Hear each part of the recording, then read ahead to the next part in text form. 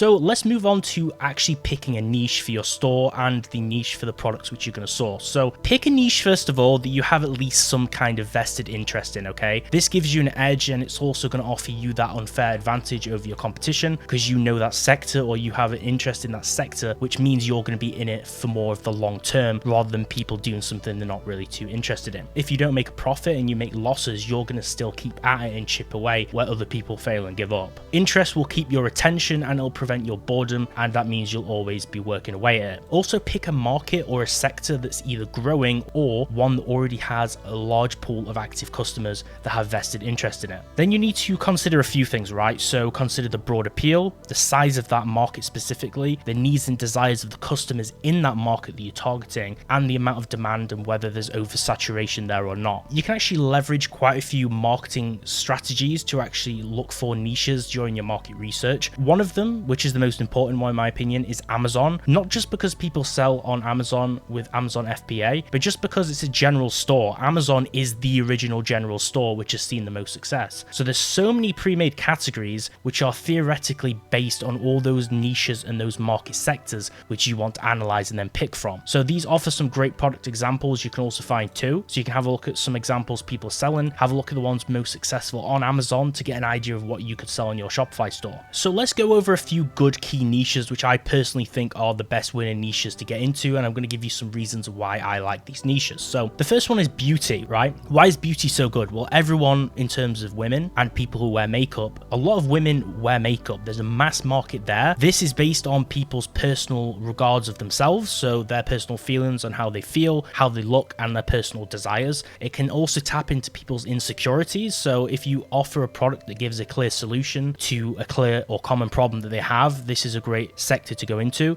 So you'll see loads of people when they started dropshipping, a lot of those old successful stores, they were successful off selling things like acne pads and skin creams because people who have those have an insecurity and that helps their confidence. So that's also a reason. There's a high female target audience and target demographic here, which typically tend to impulse buy more. Now that's obviously not sexist. That's generally proven that women do seem to impulse buy more on these social media platforms, so you can take advantage of that, okay? They seem to make more purchases too based on their emotions, so this is easy sales for you if you know what you're doing. That's just general sales facts. Then we have the health sector. So the reason for this is there's also huge demand. There's people in pain who are looking to improve their life and need a general solution for it, and they'll pay a lot for that solution to ease their suffering. It sounds bad, but this is what most businesses do. It sounds insidious, but unfortunately this is how people make the money, and you need to play the game, right? So this is a sector with a lot of problems that you can find a solution to. And then we have pet supplies. So this is based on emotion, passion, and love for people's animals, okay? So people have a lot of affection and admiration for their animals. For an example, 60% of households in America, aka the United States of America, they own a pet, and these products are extremely marketable products for social media, okay? You can make some great viral TikTok videos off pet products if you know what you're doing. Now, I'm going to go through the worst niches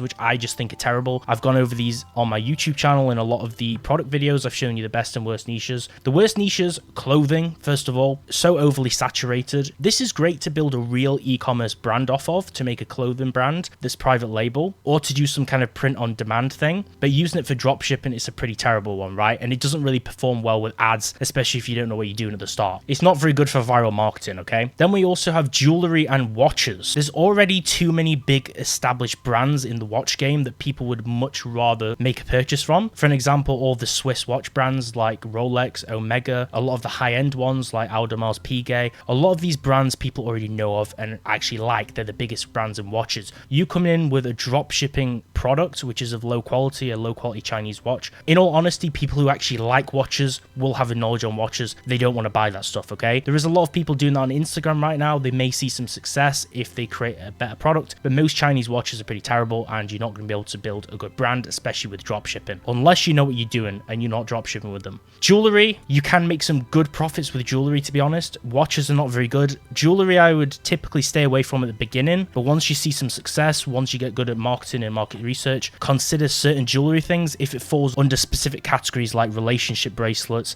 relationship necklaces. People who watch my YouTube will know that I like those products, and I think they're very marketable too. The product quality of some of these watches watches and just general jewelry are typically poor, and they don't really have a gimmick or wow factor, so they're not very good to sell. Electronics, that's a pretty poor niche to get into. I think the electronics is a really good sector, but the problem you're going to have with this with dropshipping is we already have low profit margins, and returns and refunds are going to make that even worse, right? So we want to try and minimize that as much as possible. Electronics is a great niche, but the products from China are very poor quality. Sometimes they arrive broken, sometimes they just malfunction or don't work. It's also very hard to prove if the customer's lying, if they don't work, or if they're faulty. They can also provide evidence which seems that way. I just ignore this completely. There's a high return rate for these products for electronics. I just wouldn't recommend selling them for that reason. Now, it's recommended at least to try between 10 to 15 different products before considering actually moving to another niche or market sector. So at least try multiple products in your chosen niche first to see if you can get some success with it, because a lot of products just won't work at the beginning anyway. There is a learning curve to this, guys, even if you come equipped with a lot of the knowledge from this course. This is why a general store, more so a niche store like I recommended, to test multiple products in a certain niche is very useful.